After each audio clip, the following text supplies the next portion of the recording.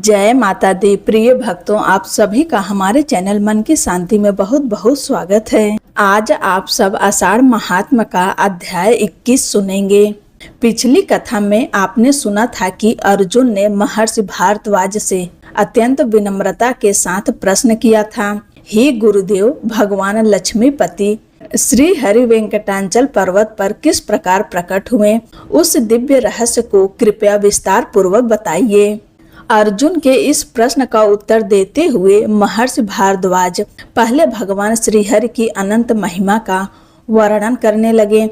उन्होंने कहा कि भगवान के अवतरण का रहस्य समझने से पहले सृष्टि की रचना, काल चक्र और ब्रह्मांड की व्यवस्था को जानना आवश्यक है।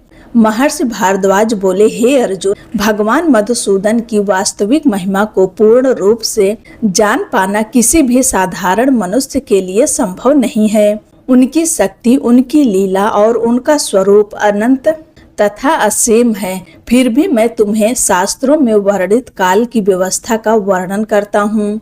60 विनाडिकाओं में एक नाड़ी, जिसे घटिका भी कहा जाता है, 60 नाड़ियों का एक दिन होता है। 30 दिनों में एक मास बनता है, जिसमें 2 पक्ष, शुक्ल पक्ष और कृष्ण पक्ष होते हैं। 2 मास मिलकर एक ऋतु बनते हैं और 6 ऋतुओं से एक वर्ष पूर्ण होता है। एक वर्ष में 2 अयन होते हैं, उत्तरायण और दक्षिणायन। यही दोनों अयन शीत, ग्रीष्म और वर्षा जैसे ऋतु चक्र का आधार हैं। देवताओं और दैत्यों के लिए दिन और रात्रि की व्यवस्था भी भिन्न है। जब सूर्य उत्तरायण में होता है, तब देवताओं का दिन और दैत्यों की रात्रि होती है। इसी प्रकार जब सूर्य दक्षिणायन में प्रवेश करता है, तब दैत्यों का दिन और देवताओं की रात्रि मानी जाती है। हे अर्जुन, इस काल चक्र को इसी प्रकार समझना चाहिए। इसके पश्चात महर्षि भारद्वाज ने युगों का वर्णन करते हुए कहा, हे पार्थ, 43,20,000 वर्षों का एक महायुग होता है, जिसमें सतयुग, त्रेता युग, द्वापर युग और कलयुग, ये चारों युग सम्मिलित रहते हैं। ऐसे 71 महायुग मिलकर एक मनवंतर का निर्माण करते हैं। अब तक स्वयंभू, स्वारोचिष, उत्तम, तामस, रैवत और चाक्षुष, ये 6 मनु अपने अपने इंद्र देवताओं और सप्त ऋषियों सहित बीत चुके हैं। वर्तमान समय 7वें मनु वैवस्वत मनु का है। उनके शासन काल में आदित्य, वसु और रुद्र आदि देवगण विद्यमान हैं। 100 अश्वमेध यज्ञों का अनुष्ठान करके तेजस्वी इंद्र ने इंद्रपद प्राप्त किया है। महर्षि आगे कहते हैं, विश्वामित्र, मैं स्वयं भारद्वाज, अत्रि, जमदग्नि, कश्यप, वशिष्ठ और गौतम, ये वर्तमान के सप्त ऋषि हैं। वैवस्वत मनु के महाबली और धर्मपरायण पुत्र महाराज इक्ष्वाकु तथा उनके समान अनेक महान राजाओं ने इस पृथ्वी का धर्म पूर्वक पालन किया है। भविष्य में सूर्य, दक्ष, ब्रह्मा, धर्म और रुद्र के सांवरणी नामक पुत्रों सहित रौच्य और भौम आदि 7 मनु भी होंगे। इस प्रकार कुल 14 मनु मिलकर ब्रह्मा जी का एक दिन पूर्ण करते हैं, जिसे एक कल्प कहा जाता है। जितनी लंबी ब्रह्मा की यह दिव्य दिनावधि होती है, उतनी ही लंबी उनकी रात्रि भी होती है। महर्षि भारद्वाज आगे कहते हैं कि जब ब्रह्मा जी का एक दिन समाप्त होने को आता है, तब संपूर्ण पृथ्वी पर 100 वर्षों तक भयंकर उत्पात होने लगता है। उस समय पृथ्वी का समस्त रस सूख जाता है। नदियां, सरोवर और समुद्र तक सूक्ष्म होने लगते हैं।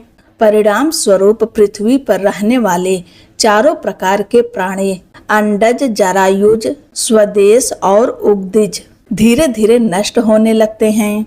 उस समय सूर्य देव अपने प्रचंड स्वरूप को धारण कर लेते हैं। उनकी अग्नि के समान दहकती हुई किरणें चारों दिशाओं में प्रलय की ज्वालाएं फैलाने लगती हैं।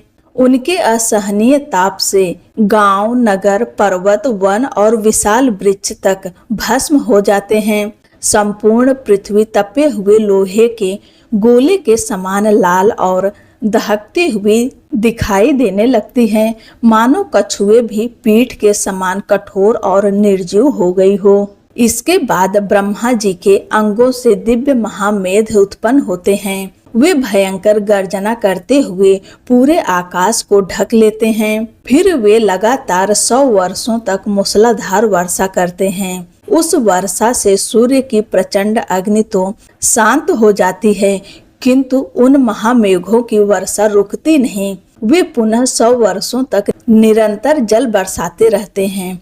उस अथाह वर्षों के कारण समुद्र अपनी मर्यादा का अतिक्रमण कर देते हैं और समस्त पृथ्वी चारों ओर से जलमग्न हो जाती है। उस महाप्रलय के समय संपूर्ण पृथ्वी जल में डूबकर पाताल के मूल तक चली जाती है, किंतु ब्रह्मा जी की दिव्य शक्ति से आश्रित होने के कारण उसका कभी विनाश नहीं होता। इसके बाद ब्रह्मा जी के निश्वास से प्रचंड वायु प्रकट होती है। वह इतनी प्रबल होती है कि कल्पांत में उत्पन्न हुए उन सभी विशाल महामेघों को क्षण भर में तितर बितर कर देती है। फिर वही वायु 100 वर्षों तक अत्यंत वेग से बहती रहती है। जब उसका कार्य पूर्ण हो जाता है, तब ब्रह्मा जी उस वायु को भगवान श्री हरि के नाभि कमल में स्थापित कर स्वयं उस अनंत जल राशि में योग निद्रा का आश्रय लेकर विश्राम करते हैं। उनकी वह दिव्य रात्रि उतनी ही लंबी होती है जितना उनका एक दिन होता है। जब वह रात्रि समाप्त होती है, तब ब्रह्मा जी पुनः जागते हैं और भगवान श्री विष्णु की आज्ञा से पहले की भांति समस्त चराचर जगत की सृष्टि का कार्य आरंभ कर देते हैं। प्रत्येक कल्प में भगवान विष्णु भी उचित स्वरूप धारण करके संसार के पालन हेतु अवतरित होते हैं। इस कल्प में भगवान ने श्वेत वर्ण यज्ञ वराह का दिव्य रूप धारण किया। उसी वराह स्वरूप में पृथ्वी पर विहार करते हुए वे अपने प्राचीन और प्रिय निवास स्थान दिव्य वेंकटाचल पर्वत पर पधारे। स्वामी पुष्करणी के पवित्र तट पर दीर्घ काल तक विचरण करते हुए भगवान ने कमलासन पर विराजमान परम भक्त ब्रह्मा जी को देखा। ब्रह्मा जी ने अत्यंत श्रद्धा और भक्ति से भगवान की पूजा की और विनम्रता पूर्वक प्रार्थना की, हे प्रभु, अब आप अपने उस सनातन दिव्य और मंगलमय स्वरूप को धारण कीजिए जिसका ध्यान समस्त भक्त करते हैं। ब्रह्मा जी की प्रार्थना सुनकर भगवान ने वराह स्वरूप का त्याग किया और अपने मनोहर चतुर्भुज विश्व रूपधारी श्री विष्णु स्वरूप में प्रकट हो गए, जिनका ध्यान और भजन समस्त भक्तों का परम लक्ष्य है। यह अद्भुत कथा सुनकर अर्जुन के मन में एक गहरा प्रश्न उत्पन्न हुआ। उन्होंने महर्षि भारद्वाज से पूछा, हे मुनिवर, भगवान श्री हरि तो इंद्रियों से परे हैं। वे न तो नेत्रों से देखे जा सकते हैं और न ही मन से पूर्णतः समझे जा सकते हैं। फिर वे इस पृथ्वी पर मनुष्यों को प्रत्यक्ष दर्शन कैसे देते हैं? महर्षि भारद्वाज बोले, हे अर्जुन, है वंश में श्रुत नाम के एक महान राजा हुए। उन्होंने अपनी प्रजा का पालन अपने संतान के समान प्रेम पूर्वक किया। उनके पश्चात उनके गुणवान पुत्र राजा संघ सिंहासन पर विराजमान हुए। वे समस्त शास्त्रों के ज्ञाता, धर्मपरायण और न्याय प्रिय राजा थे, परंतु उनकी सबसे बड़ी पहचान थी भगवान श्री विष्णु के प्रति उनकी अटूट और निष्काम भक्ति। राजा शंख का प्रत्येक श्वास भगवान के नाम में बीतता था। वे निरंतर भगवान पुरुषोत्तम का ध्यान करते, व्रत रखते, दान देते, तपस्या करते और असंख्य पुण्य कर्मों का पालन करते थे। उन्होंने भगवान की प्रसन्नता के लिए अश्वमेध जैसे महान यज्ञ भी संपन्न किए।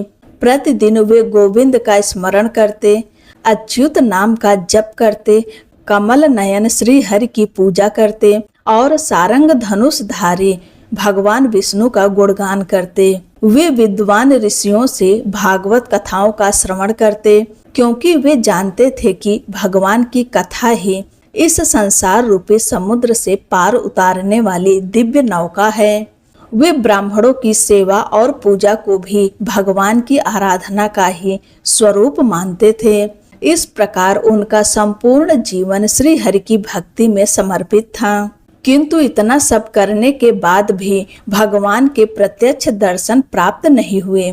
धीरे धीरे यह विरह उनके हृदय को पीड़ा देने लगा। वे सोचने लगे, निश्चय ही मैंने अपने असंख्य पूर्व जन्मों में बड़े बड़े पाप किए होंगे, तभी तो आज तक भगवान विष्णु के दर्शन मुझे प्राप्त नहीं हुए। यदि मेरी तपस्या, मेरे यज्ञ और मेरी भक्ति का कोई फल है तो वह केवल भगवान के दर्शन ही होने चाहिए। आखिर वह शुभ क्षण कब आएगा जब मेरे नेत्र प्रभु के दर्शन करेंगे और मेरे कान उनके मधुर वचनों को सुनेंगे।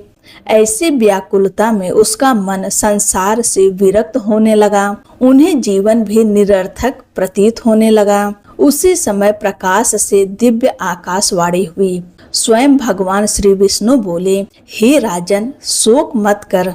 तुम तो मेरे अनन्य भक्त हो। जो मेरी शरण में आ चुका है उसका त्याग मैं कभी नहीं करता। तीनों लोकों में प्रसिद्ध वेंकट नामक पर्वत मुझे वैकुंठ से भी अधिक प्रिय है। तुम वहां जाकर श्रद्धा पूर्वक तपस्या करो, मैं तुम्हें अवश्य प्रत्यक्ष दर्शन दूंगा। शीघ्र ही महर्षि अगस्त्य भी ब्रह्मा जी की आज्ञा से उसी पवित्र वेंकटाचल पर तपस्या करने आएंगे। तुम उनके साथ वहीं निवास करके मेरी आराधना करना। निश्चित ही तुम्हारी मनोकामना पूर्ण होगी। भगवान के ये अमृतमय वचन सुनकर राजा शंख का हृदय आनंद से भर उठा। उन्होंने अपने पुत्र वज्र को राज्य का भार सौंप दिया और स्वयं भगवान के दर्शन की तीव्र अभिलाषा लेकर नारायण गिरी अर्थात वेंकटाचल पर्वत की ओर प्रस्थान कर गए। पर्वत के उच्च शिखर पर पहुंचकर उन्होंने अमृत के समान पवित्र जल से भरी दिव्य स्वामी पुष्करणी का दर्शन किया। उसके तट पर उन्होंने एक छोटी सी कुटिया बनाई और वहीं स्नान, दान, जप, तप, हवन और यज्ञ करते हुए अपना जीवन भगवान की भक्ति में समर्पित कर दिया। अपने प्रत्येक कर्म को श्री जनार्दन के चरणों में अर्पित करके वे दिन रात भगवान का ध्यान और नाम जप करने लगे। उधर उसी समय सैकड़ों मुनियों से घिरे हुए महर्षि अगस्त्य भी उस दिव्य पर्वत पर पहुँचे। उन्होंने वहां के अनेक पवित्र तीर्थों, विशेषकर स्कंद धारा आदि में स्नान किया और लंबे समय तक भगवान विष्णु की आराधना करते रहे, किंतु उन्हें भी भगवान के प्रत्यक्ष दर्शन नहीं हुए। इससे उनका हृदय भी चिंता और विषाद से भर गया। तभी वहां देव गुरु बृहस्पति, शुक्राचार्य, राजा उपरचर वसु तथा अन्य महान पुरुष उपस्थित हुए।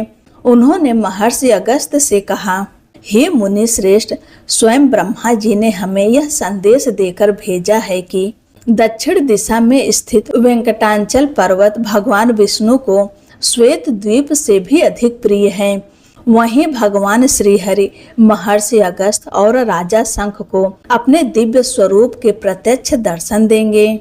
उस शुभ अवसर पर देवता, ऋषि और असंख्य भक्त भी भगवान के दर्शन का सौभाग्य प्राप्त करेंगे।